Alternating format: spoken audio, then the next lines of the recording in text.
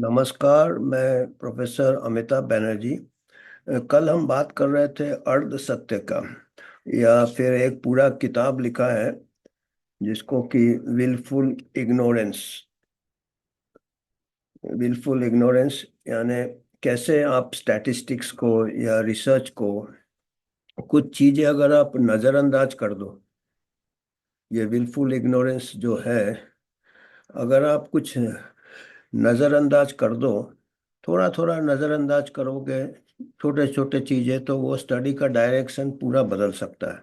और इसको हम फिर क्या करते हैं, मिस मेजर ऑफ अनसर्टेनिटी कह रहे हैं ये ऑथर। मिस मेजर, एक तो अनसर्टेनिटी है, हमको ठीक से पता नहीं है कोई चीज क्या है, सच क्या है। हमेशा हमको ये रहता है ये कि सच क्या है, सच को सब ढूंढ रहे हैं, और उसको हम साइंस में हम उसको मेजर करते हैं। पर अगर आप थोड़े थोड़े चीज़ें में थोड़ी थोड़ी चीज़ें नज़रअंदाज कर दो, जिसको कि विलफुल जानबूझ के, तो वो मिस मेजर हो जाता है। तो उससे क्या है कि जो साइंस को लोग ट्रस्ट करते हैं, उस साइंस को शायद सच से कुछ रहता है और नतीजा कुछ रहता है। और जो नतीजा साइंटिफिक जर्नल में निकलते हैं, उसको सब लोग, पॉलिसी मेकर से लेके आम जनता से लेके, उसको सच लेके चलते हैं। तो ऐसे हमने कई अभी, जैसे अभी हमने जब फिर से मैंने बताया कि पूरे ये किताब पढ़ के, मैं पहले भी पढ़ा था, अभी हमको पढ़ लिया था मैंने किताब। पर अभी मेरे को महामारी के बाद से कुछ जो सवाल उठ रहे हैं, और कुछ चीज़ों के ऊपर संदेह हो रहा है कि इसमें शायद कोई चीज़ से हानि हो रहा है। कभी सडन डेथ हो रहा है, या बच्चों में एलर्जी बढ़ रहा है, या एज्मा बढ़ रहा है, या यहाँ तक कि अब वो भी बहुत विवाद वाला है, ऑटिज्म का भी। पहले कुछ शोधकर्ता ने कोशिश किया था, तो उनको काफ़ी उनको आगे नहीं बढ़ पाए ज़्यादा वो, क्योंकि इतना स्ट्रांग लॉबीज होते हैं। और हमारे यहाँ भी अभी हाल ही में, पिछले साल, साल दो साल पहले देखने आया था कि दुष्प्रभाव के बारे में एक कोई बड़े यूनिवर्सिटी के शोधकर्ता, कुछ स्टडी पब्लिश हो गया था साइंटिफिक जर्नल में, इंटरनेशनल साइंटिफिक जर्नल में पब्लिश हो गया था, पीयर रिव्यू हो गया था कि कुछ दुष्प्रभाव के ये किए थे, उंगली उठाए थे कि उसमें और जांच जरूरत है। कोई भी शोध हमेशा साइंस कभी सेटल नहीं होता, पर उसको आगे ले जाने के वजह से बड़े बड़े ऑर्गेनाइजेशन हमारे, इवन वैक्सीन मैन्युफैक्चरर, उनको लीगल नोटिस सर्व कर दिया, उनको धमकी दिया कि उनके अगेंस्ट कानूनी कार्रवाई करेंगे। जर्नल को धमकी दिया, जर्नल को धमकी दिया, उसके एडिटर को ऊपर बोला कि आपके अगेंस्ट हम लीगल एक्शन करेंगे। बताइए, हमारा रिसर्च ऑर्गेनाइजेशन बता रहा है, हमारे यूनिवर्सिटी के शोधकर्ता, गवर्नमेंट यूनिवर्सिटी शोधकर्ता ने किए थे, और उसके ऊपर और जांच करना था, स्टडी को आंकड़े से ये करना था कि भाई आपके आंकड़े गलत है। उनको सीधा मतलब थ्रेटन किया। और फार्मा कंपनी का पक्ष लिया। बताइए, तो अब कैसे बताएंगे जो कि आपके कन्फ्लिक्ट ऑफ इंटरेस्ट नहीं है। अभी विलफुल क्या है, इसको तो हम कहेंगे दादागिरी से दबाया जा रहा है। इसको लिए नया टर्म ढूंढना पड़ेगा कि साइंस में ऐसा होता है क्या, साइंस में डिबेट होता, विवाद होता, अगर अगले ने कोई स्टडी किया उसकी कमियां आप बताइए। और इसी ऑर्गेनाइजेशन ने खुद जो स्टडी किया उससे वो भी एक स्टडी छापा हुआ है, पब्लिक डोमेन में है, पहले मैं जिक्र कर चुका हूँ उसका आलोचना। वो देख के पता चलता है कि कौन सा स्टडी कमजोर है, कौन सा भाई। दूसरा स्टडी तो ऐसा किया कि जिससे कि दुष्प्रभाव को क्लियरेंस मिल गया। साइंस तो मतलब अभी एक प्रकार से साइंस में डिक्टेटरशिप आ गया, साइंटिफिक डिक्टेटरशिप, तानाशाही आ गया, साइंटिफिक तानाशाही आ गया। अरे साइंस में तो ओपन होना चाहिए, ट्रांसपेरेंसी होना चाहिए, पारदर्शिता होना चाहिए। साइंस में अभी ये आ गया है। तो मैं सोचता था शायद हमारा ही देश में ऐसे हो रहे हैं, हमारे देश के जो साइंटिफिक ये नहीं है, टेम्पर नहीं है। पर अभी मैं सुबह अभी एक आया है, एक आई है, 2 अगस्त है आज, 4 अगस्त, अभी एक ट्रायल साइट न्यूज़ एक ये है जो ड्रग ट्रायल्स के बारे में ये देते हैं। वो एक एल्यूमिनियम वैक्सीन स्टडी हुआ है और वो छपा है। अभी ये फिकर था इसके ऊपर, जो हेल्थ सेक्रेटरी है अमेरिका के, रॉबर्ट एफ कैनेडी, उन्होंने टिप्पणी किया ये एक पब्लिश स्टडी के ऊपर। एक स्टडी पब्लिश हुआ है, annuls of internal medicine, journal of the American college of physicians, बड़े जर्नल में पब्लिश हुआ।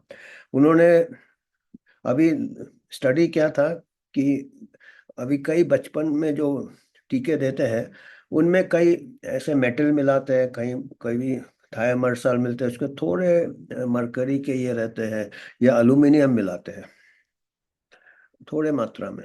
वो उसके हर वैक्सीन के मतलब वो एक कोई ये होता है, वो विद इन कुछ लिमिट रहता है वो वैक्सीन के ये इफेक्ट बढ़ाने के लिए, उसका असर बढ़ाने के लिए या स्टेबलाइजर के लिए।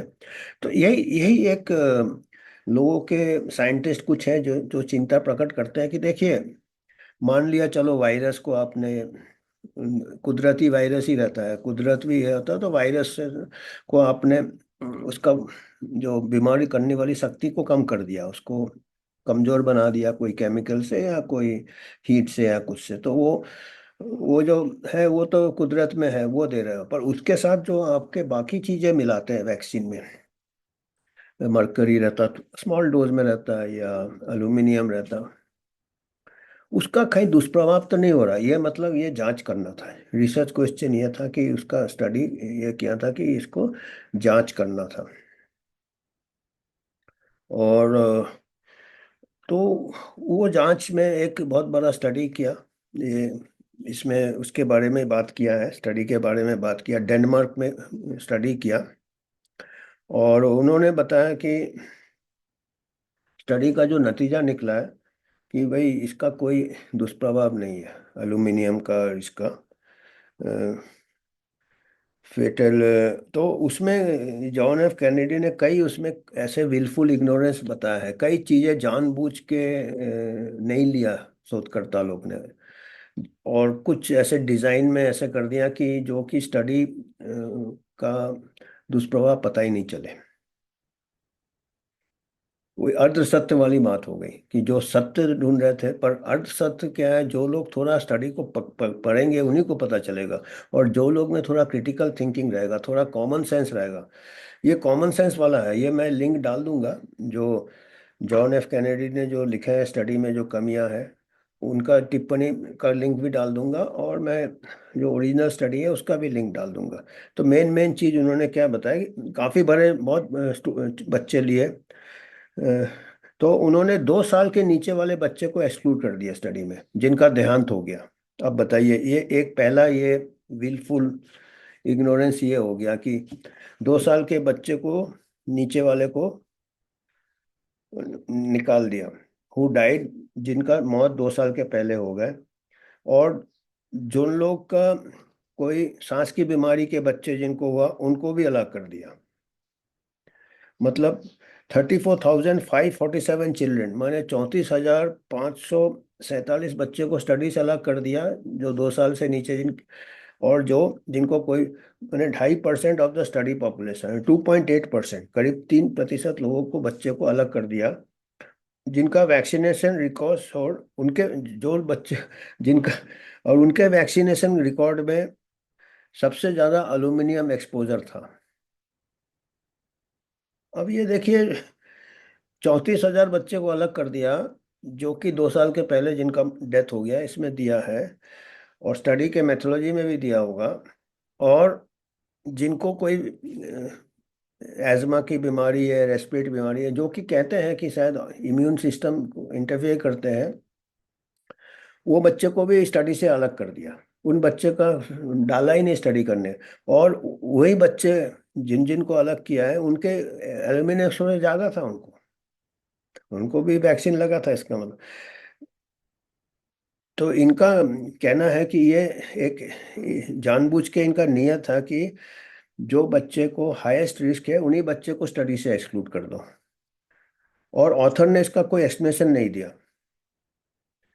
और उन्होंने एक्सप्लेनेशन दिया है, पर जो एक्सप्लेनेशन दिया वो जमता नहीं है। एक्सप्लेनेशन क्या दिया कि इतना हाई एक्सपोजर हो ही नहीं सकता। उन बच्चों को एल्यूमिनियम एक्सपोजर था, इनको अलग कर दिया। किस वजह वजह क्या दिया कि ये संभव नहीं है इतना ऊंचा हाई एल्यूमिनियम एक्सपोजर। तो वो कहते हैं कि इतना तो high high exposure routine for American children who follow the recommended. जो इतना एल्यूमिनियम एक्सपोजर तो ये इतना तो होता ही है, जो कि अपना जो अमेरिका का इम्यूनाइजेशन शेड्यूल फॉलो करते हैं, जो उनका रिकमेंडेड है। 60-70 ठोक ये लगते हैं जैब, इतना ज़्यादा बच्चे को बर्थ के बाद से, चाइल्डहुड के बाद। तो हाई रिस्क इंडिविजुअल को निकाल दिया इन्होंने स्टडी से। The researchers leave behind the survivor cohort too. जो बच्चे का ध्यान नहीं हुआ वो तो सर्वाइव कर गए, जिनको अगर दुष्प्रभाव हुआ होगा, शायद उनका डेथ हो गया होगा, तो उनको तो निकाल दिया आपने। तो एक प्रकार से थोड़ा सा आपने अर्धसत्य करना चालू कर दिया। ये तो ना, बाद में आप स्टैटिस्टिक्स करो, इसीलिए हम कह रहे हैं ना, स्टैटिस्टिक्स तो क्लीन मॉडल बनाते हैं, और जो आपको सूट नहीं करता उस मॉडल में वो आप निकाल देते हो एनालिसिस से। विलफुल एक तो होता है इग्नोरेंस, हमको मालूम नहीं। एक विलफुल है, जानबूझ के हम उसको अलग कर रहे हैं, क्योंकि हमको एक कोई ये करना है। क्योंकि इनके जो ऑथर्स थे, इनको फार्मा कंपनी के साथ लिंक था, इनको कॉन्फ्लिक्ट ऑफ इंटरेस्ट था। तो this introduce collider by distance suppress real also even at the extent of making. तो इससे क्या होंगे, और क्या किया आगे, और भी किया इन्होंने, ऑथर लोग ने क्या किया। General practitioner visit before age of T age confounder without assessing whether this GP visit reflected early element. तो जो लोग अपने डॉक्टर्स के पास गए, जो बच्चे बिफोर एज 2, 2 साल के नीचे वाले बच्चे अगर अपने जनरल प्रैक्टिशनर गए, तो उसको अलग कर दिया, कंफाउंडर कर दिया। अ, जबकि इसमें यह भी हो सकता है कि उन लोग, शायद 2 साल के बच्चे को जाना पड़ा, शायद अल्यूमिनियम से मिल की वजह से कुछ बीमारी हुआ हो उनको, या कुछ ये हो। तो ये कह रहे हैं कि ऐसे अगर करेंगे, ऐसे ऐसे करके अलग अलग करेंगे, तो अगर स्टडी का रिजल्ट तो ऐसा आएगा कि अल्यूमिनियम से बच जाता है, ये प्रोटेक्टिव, नुकसान की जगह अच्छा निकलेगा, मतलब स्वास्थ्य के ऊपर अच्छा इफेक्ट निकलेगा, अगर आपने ऐसे ऐसे करके कुछ कुछ सैंपल से कुछ कुछ लोगों को निकाल देते हो। जैसे हमने एक बार उदाहरण दिया था कि अगर आप स्टडी कर रहे हैं कि शराब पीने से लीवर खराब होता कि नहीं, तो खराब लीवर वाले को लीजिए और आप उनसे पूछिए कितने शराब पिए, और जो ट्रैफिक एक्सीडेंट से भर्ती है उनसे पूछिए कि आप शराब, पता चलेगा कि ट्रैफिक एक्सीडेंट वाले ज़्यादा शराब पीते हैं, क्योंकि उनको उनको वो, तो अगर आप एनालिसिस करेंगे पता चलेगा कि ट्रैफिक शराब पीने से लीवर की बीमारी बच जाती है। तो ऐसे आप थोड़ा सा कंट्रोल ग्रुप चेंज कर दो। तो ऐसा इन्होंने किया है कि जो लोग बीमार बच्चे थे, जो लोग देहांत हो गया, जो लोग अपने डॉक्टर के पास जा रहे थे, स्टडी से उन बच्चों को अलग कर दिया। तो हेल्दी बच्चे ही लिए उन्होंने। अब स्टडी तो वही कर रहे हैं ना कि एल्यूमिनियम में जो, वैक्सीन में जो एल्यूमिनियम का मात्रा होता है, उससे कहीं दुष्प्रभाव तो नहीं हो रहे हैं। तो अगर दुष्प्रभाव, जो बच्चे का देहांत हो गया 2 साल के पहले, और जो बच्चे अपने डॉक्टर्स के पास जा रहे हैं 2 साल के नीचे वाले बच्चे, तो उनको आपने अलग कर दिया आपने, क्योंकि वैक्सीन तो बचपन से देना चालू कर देते हैं। तो ये एक जादुई कमाल ये दिया, स्लेट्स ऑफ हैंड्स, जो मैजिशियन पत्ते बदल देता है ना। तो ये ऑथर्स को that higher aluminium exposure to reach the absurd suggestion, उन्होंने ऐसा सजेशन है कि एल्यूमिनियम ज़्यादा होने से ये बीमारियां से बचाव हो जाता, दमा से बचाव हो जाता, एलर्जी से बचाव हो जाता, और न्यूरोलॉजिकल इससे ऑटिज्म से भी बचाव हो जाता। ये नतीजा आ गया, क्योंकि बीमार बच्चे को तो अलग कर दिया, बाकी को लिया तो उनका आ गया प्रोटेक्टिव। बिल्कुल ऐसा ही स्टडी हमारे यहाँ हुआ है कि ये टीके लेने से प्रोटेक्ट करता है। ये अभी टीके के ऊपर जो सडन डेथ पे जो स्टडी हुआ है, ऐसे ही आया है। तो ये मैं ये बता रहा हूँ कि ये अभी मैं समझ रहा था कि अभी हो रहा है, और बहुत मजे की बात है। ये जो मैं अभी बताया था, ये मैं स्टडी डाल दूंगा, आप लोग देख लीजिएगा, आप लोग देख लीजिएगा। और मैं अभी आर ए फिशर की कल बात किया था मेरे को, ये भी अभी देखिए कैसे, अभी आप किसको क्या करेंगे। अभी हमको अभी तो ऐसा होगा कि साइंटिस्ट क्या होता है इन लोगों का, एक ये हो जाता है जैसे पंडित ही मंत्र पढ़ सकता है, जैसे हमारा कि, तो अभी ऐसा हो गया, ये जो साइंटिस्ट वगैरह है, वैक्सीन रिसर्चर्स हैं, ये पंडित है साइंस में, यही यही खाली स्टडी करेंगे, इन्हीं के पास इंफॉर्मेशन है, बाकी कोई कुछ बोलेगा तो कॉन्स्पिरेसी थ्योरी है, मिस इन्फॉर्मेशन है। तो ये जो ये है ना, ये कॉमन सेंस चीजें नजर आता है, आम आदमी समझ सकता है, ये स्टडी आप खुद देखेंगे समझ जाएंगे। और जॉन एफ कैनेडी को एंटी वैक्सर बोल देते हैं, एंटी वैक्सर नहीं है वो, वैक्सीन को सेफ बनाना चाहते हैं। एंटी वैक्सर अभी जो चीज को आप अगर वैक्सीन से जान बचाओगे तो पहले वैक्सीन से नुकसान नहीं होना चाहिए।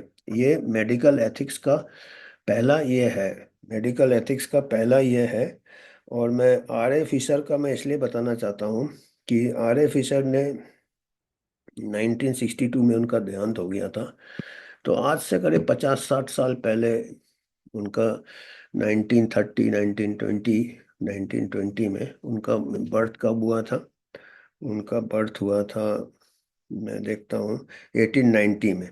तो करीब 1920, 1930, 30-40 साल के जब थे, तब उन्होंने ये जो स्टैटिस्टिक्स हम इस्तेमाल करते हैं, ये जो आंकड़े का खेल, जो मैजिक इस्तेमाल करते हैं, जिससे कोई भी चीज़ को हम क्लियर कर देते हैं, कोई भी चीज़ को हम एविडेंस बेस्ड मेडिसिन कहते हैं, जो नींव है, एविडेंस बेस्ड मेडिसिन का जो नींव है बायोस्टैटिस्टिक्स है। चांस प्रोबेबिलिटी थ्योरी काफ़ी कॉम्प्लिकेटेड है और काफ़ी गलतियां होती है इसमें, इतना उसको हम सिंप्लीफाई कर देते हैं प्रोबेबिलिटी थ्योरी। और हमारा उसमें भी अगर हम थोड़ा थोड़ा ग्रुप को सेलेक्टिवली ड्रॉप करें, सेलेक्टिवली ले, तो हम फिर बाद में अच्छे से स्टैटिस्टिक्स लगा दें, तो वो क्या होता है, वो आम जनता सोचती है यार ये तो बहुत कुछ भी उसमें ऐसा लगता है कि ये तो बिल्कुल फाइनल वर्ड है, साइंस इज सेटल, एविडेंस नहीं, ऐसा नहीं है। कई बारीकी वाले चीजें को थोड़ा थोड़ा करके आप विलफुल इग्नोरेंस करो, जानबूझ के नजरअंदाज करो, जो कि ये किताब का ये है। पूरा पढ़ना है मेरे को फिर से, इसलिए मैं थोड़ा बेस बना रहा हूँ, क्योंकि टफ है। और इसीलिए पर हमको अभी अभी हम जब देख रहे हैं ये सब चीजें, अभी अमेरिका ये 2 दिन पहले, ये 1 हफ्ते पहले पेपर छपा है ये, अभी हम ये देख रहे हैं और इसके साथ अभी हमको कनेक्शन लग रहा है। पहले मैंने ऐसे ही इसको पढ़ा था आइसोलेशन में, तो वो हमारे को अभी एग्जाम्पल के साथ जैसे जैसे मैं देख रहा हूँ आपके साथ मैं बात कर रहा हूँ, तो क्या है, थोड़े थोड़े सेशन में थोड़े थोड़े इसमें आम जनता शायद समझ जाएगा, तो मैं भी समझ जाऊंगा। आम जनता समझे नहीं समझे तो मेरे को भी एडुकेशन होता है। तो ये एक और एजुकेशन ये हो गया कि मैं जब आर ए फिशर के बारे में देख रहा था, इन्होंने इसका स्थापना किया था, एविडेंस, जिसके ऊपर एविडेंस बेस्ड मेडिसिन, ये नीब जो समझ लो आप स्टैटिस्टिक्स का, आर एफ फिशर। इन्होंने प्रोबेबिलिटी थ्योरी किया था, रैंडमाइज कैसे एनालाइज करना है 2 ग्रुप में, ये एग्रीकल्चर में इन्होंने चालू किया था, एग्रीकल्चर में चालू किया था, एग्रीकल्चर के अलग अलग सीड्स, अलग अलग ये एग्रीकल्चरल मेथड्स में यील्ड वगैरह, तो वो किया था। तो वो तो खैर थोड़ा बहुत प्लांट्स थोड़ा ह्यूमन बींग से ज़्यादा यूनिफॉर्म है, जो भी है। फिर उसको एडाप्ट किया इकोनॉमिक्स में। इकोनॉमिक्स में मैं जैसे बताया, फूल में रैंडमनेस, टैलेब ने बताया कि इकोनॉमिक्स में प्रिडिक्शंस बहुत फेल हो गए और काफ़ी क्राइसिस हो गए, स्टॉक मार्केट क्रैश हो गए। वो उसके बारे में भी हम पढ़ेंगे और फिर बातचीत करेंगे आपसे। उसके बाद अभी सबसे ज़्यादा यूज़ किस में हो रहा है हमारे, हेल्थ, पब्लिक हेल्थ में हो रहा है, मेडिसिन में हो रहा है। और मेडिसिन में तो बहुत अच्छा ये हो गया अभी, जो चाहते हैं इससे आप कोई भी स्क्रिप्ट बना सकते हो स्टैटिस्टिक्स तो अच्छे से।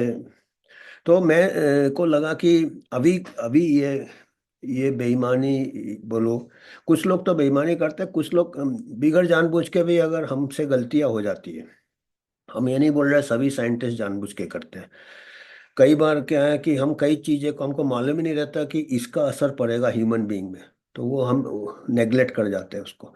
तो हमारा जो बाहर का फिगर, जो आंकड़े बहुत साफ दिखते हैं, नीट, अंदर का कचरा जो है, जो नॉइस है जिसको, जिससे कि हमारे को सही पिक्चर नहीं मिल रहा है, वो मिस हो जाता है। तो आर ए फिशर का मैं पढ़ रहा था, मैं उसका एक छोटा सा एब्स्ट्रैक्ट मेरे हाथ में आया। एक किसी ने पब्लिश किया है पेपर कि आर ए फिशर ने भी ऐसा कर चुके हैं खुद। बताइए, जो कि हम सोचते थे 1920 1930 में शायद, आज से इतने साल पहले शायद ये फार्मा का इन्फ्लुएंस अभी है, पर फार्मा का, खाली फार्मा का ही इन्फ्लुएंस नहीं होता है रिसर्च में।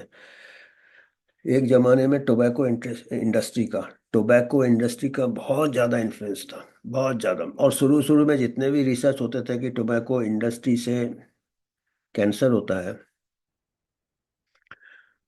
टोबैको इंडस्ट्री साइंटिस्ट लोगों को ग्रांट देता था दूसरा रिसर्च करने के लिए, जिसमें बताया कि टोबैको और कैंसर का कोई रिलेशन नहीं है। कई सालों तक, कई दशकों तक टोबैको इंडस्ट्री इसमें कामयाब रहा, दबा के, एविडेंस को दबा के। बहुत ही कम साइंटिस्ट ही बोल पाते थे कि इसका असर होता है, कैंसर होता है या दूसरे दुष्प्रभाव होते हैं तंबाकू से, टोबैको से।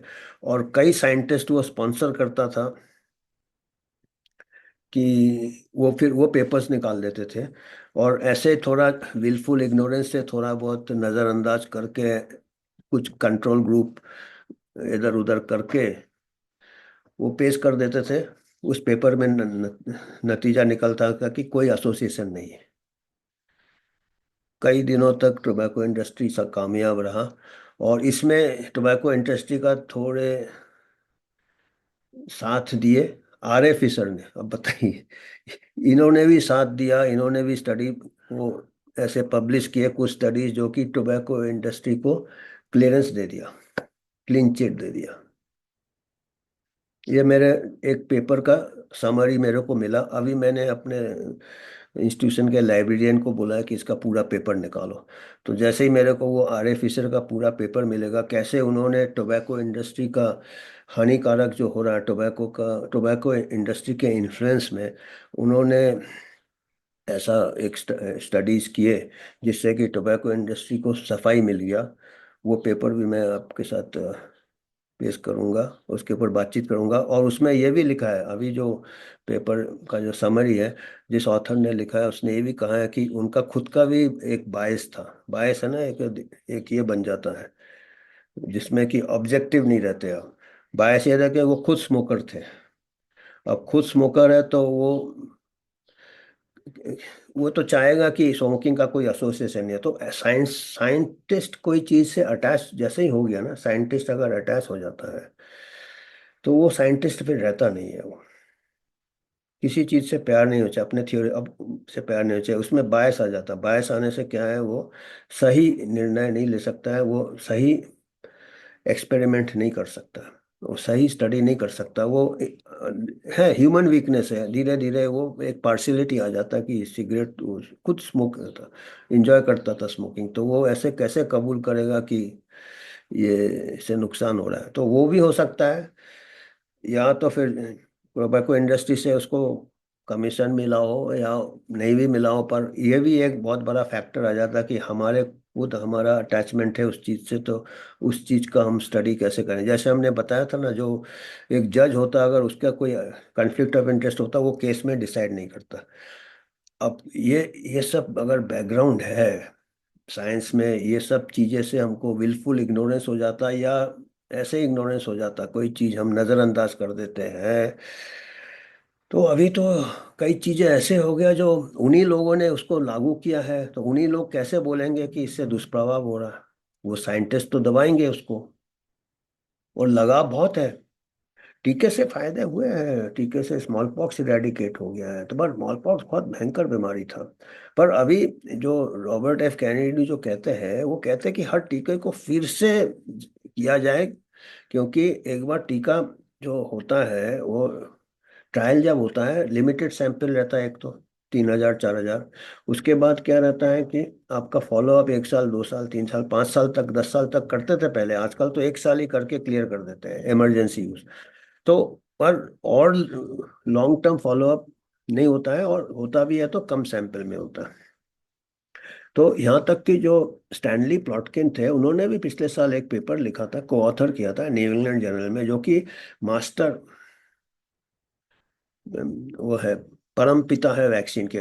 वैक्सीन का जो बड़ा सा टेक्स्ट बुक है, प्लॉटकिंस के ऑथर है, वो 90 साल के ऊपर उम्र है। उन्होंने को ऑथर किया था कि वैक्सीन मार्केट के आने के बाद पोस्ट मार्केटिंग स्टडीज होने चाहिए, उसके लिए ग्रांट होने चाहिए। इसका कोई प्रोविजन नहीं है, एक बार मार्केट में आ जाता है।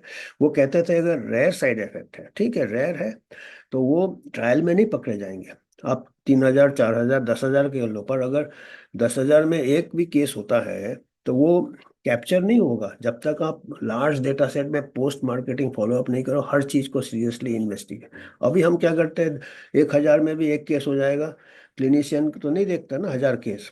1,000 में एक देख भी लेगा, वो बोलेगा यार ये तो इस 999 को कुछ नहीं हुआ, ये तो कोइंसिडेंटल है। पर अगर आप लार्ज डेटा सेट में अगर आप देंगे, करोड़ों लोगों को लग गया है, तो 1,000 में भी एक को कुछ ये होता है तो एक लाखों लोगों को साइड इफेक्ट हो सकता है।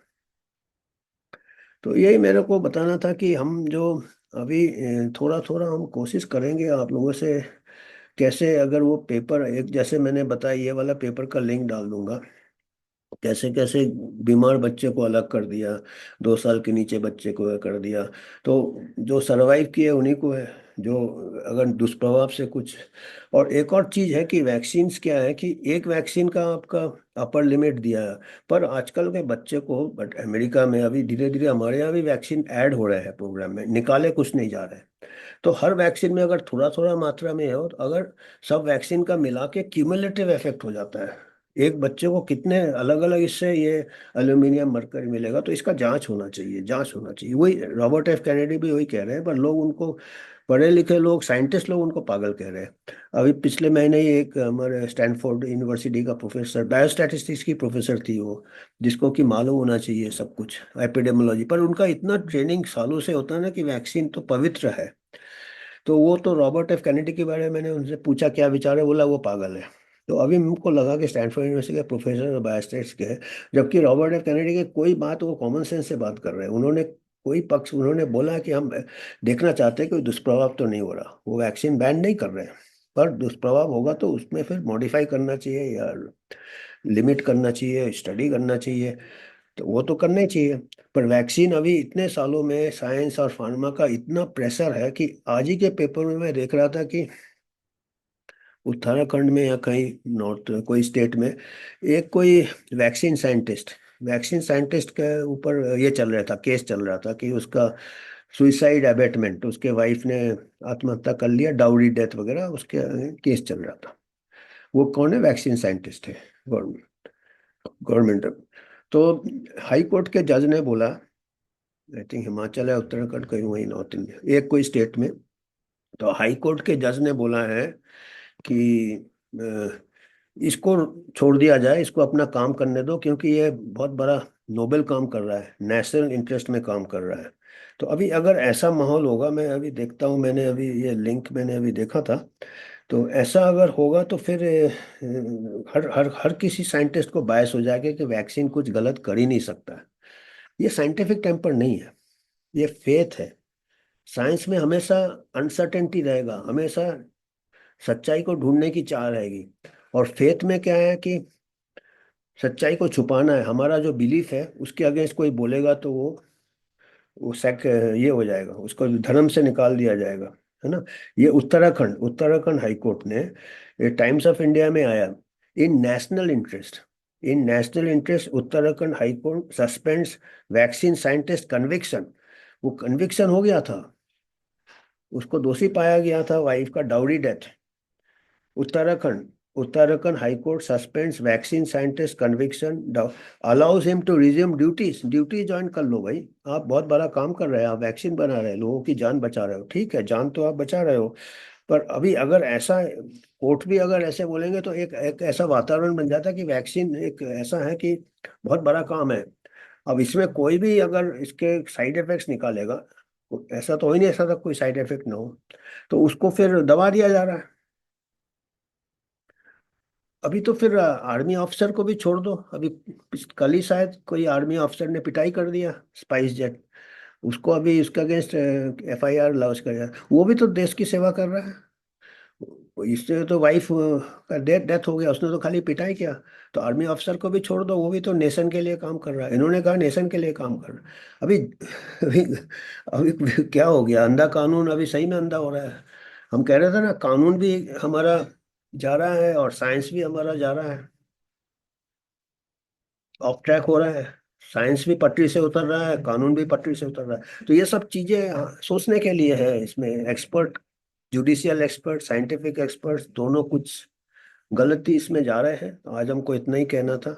धन्यवाद। मैं वो लिंक डाल दूंगा, आप लोग देखिएगा। फिर मैं वो फिशर का पेपर देखता हूँ, अगर